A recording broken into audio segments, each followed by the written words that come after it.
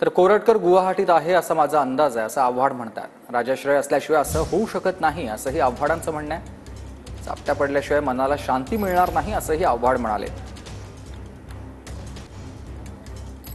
ज्यांच्यामुळे आज आम्ही जगतो, ज्यांच्यामुळे आज आमचं नाव आहे, ज्यांच्यामुळे आमचा महाराष्ट्र ओळखला जातो, त्या मातेशी बेईमानी करत हे दोन हलकट माणसं वाटेल ते बोलून जातात आणि पळूनही जातात।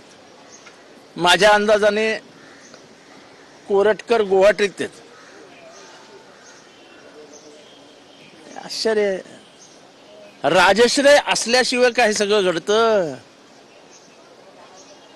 तू काय घरातनं खिडकीतनं उडी मारून गेला की काय? कोरटकर आणि सोलापूरकरला जोपर्यंत चापट्या बसत नाही तोपर्यंत मनाला शांतीच मिळणार नाही। काय कोणाला म्हणायचं असेल ते म्हणो, कारण का खटक झालं की फार फार चर्चा होते आणि अगदी टीव्हीवर सुद्धा त्याचं कौतुक होतं। आम्ही तर म्हणतो फक्त चापट्या।